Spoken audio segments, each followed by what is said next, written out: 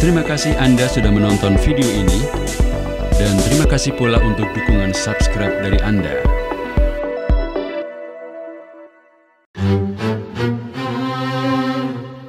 Assalamualaikum warahmatullahi wabarakatuh. Sahabat, Kiai Haji Hudhori lahir di Tegalrejo, Magelang, Jawa Tengah, dari pasangan Muhammad Ihsan dan Mujirah. Ia anak kedua dari 10 bersaudara. Muhammad Ihsan adalah penghulu Tegalrejo pada masa penjajahan Belanda. Ayah Muhammad Ihsan bernama Abdul Halim, juga penghulu zaman Belanda yang sangat dihormati. Abdul Halim menangani urusan agama di Magelang, meliputi kecamatan Candimulyo, Martoyudan, Mungkit, dan Tegalrejo. Pada tahun 1923, setelah menyelesaikan Hollands Indische School atau HIS, lembaga pendidikan setingkat sekolah dasar zaman Belanda, Hudhori kecil dikirim ayahnya ke pesantren Payaman yang diasuh Kiai Haji Siroj. Ia menghabiskan 2 tahun di pesantren tersebut. Kemudian pindah ke pesantren Koripan di bawah asuhan Kiai Abadan. Tapi kemudian pindah lagi ke pesantren Kiai Rahmat di daerah Grabak hingga tahun 1928. Kehausan akan ilmu agama, ia kemudian nyantri ke Tebu Ireng yang waktu itu diasuh Hadratus Syekh Kiai Haji Hasyim Asy'ari. Di pesantren pendiri NU tersebut, ia mempelajari beragam kitab. Saat di Tebu Ireng, ayah Hudhori mengirim uang sebanyak Rp750 per bulan. Tetapi ia hanya menghabiskan Rp150 dan mengembalikan sisanya. Hudhori hanya makan singkong dan minum air yang digunakan untuk merebus singkong tersebut. Dia melakukan ini dalam rangka riyadhah, amalan yang biasa dilakukan para santri. Cerita lainnya tentang Hudhori, di kamarnya di Tebu Ireng, ia membuat kotak belajar khusus dari papan tipis dan menempatkan kotak tersebut di antara loteng dan atap.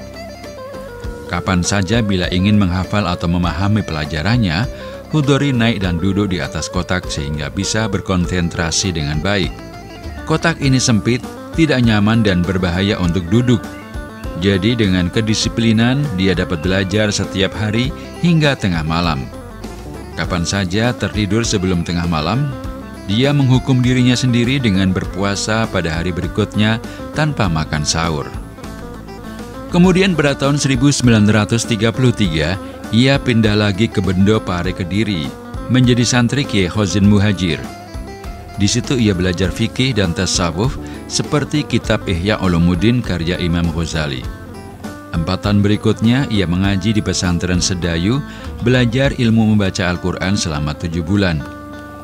Pada tahun 1937 ia nyantri lagi ke Lasem, Jawa Tengah, yang diasuh Kiai Haji Maksum dan Kiai Haji Baidowi.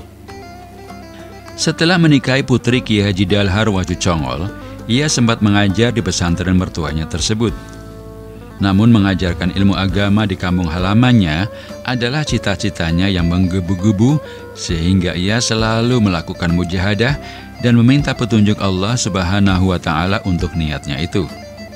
Setelah mendapat petunjuk dan membicarakan kepada mertuanya, kemudian pada 15 September 1944, Kiai Haji Hudhori pulang kampung dan mendirikan pesantren di Tegalrejo. Masyarakat desa itu ketika ia mendirikan pesantren terbelah menjadi yang pro dan kontra. Kalangan yang pro gembira karena ada kampungnya yang menyebarkan agama. Sebaliknya yang kontra lebih karena antipati terhadap penyebaran Islam. Sebagai kiai yang digembleng bertahun-tahun, Hudhori tetap tegar menghadapi kalangan yang kontra. Ia tetap menjalankan misinya mengembangkan syariat Islam.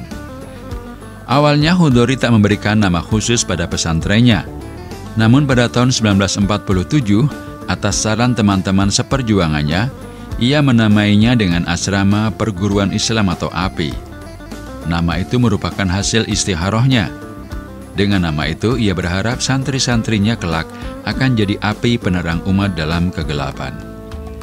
Pada tahun 1947, ketika Belanda melakukan agresi militer, pesantren API menjadi benteng perjuangan mempertahankan kemerdekaan oleh para gerilyawan. Bahkan Hudhori yang kini sudah bergelar kiai mengizinkan santrinya untuk berjuang.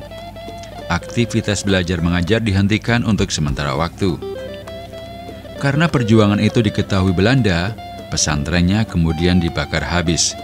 Santri, keluarga, dan Kiai Hudori sendiri mengungsi dari satu desa ke desa lain.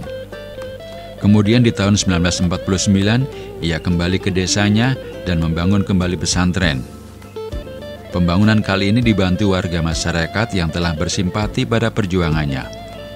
Santri pun bertambah banyak. Pada tahun 1977, ia memiliki sekitar 1.500 santri. Di tahun tersebut, pesantren Api sedang berkembang pesat. Tetapi di tahun itu pula, Kiai Hudori dipanggil Yang Kuasa.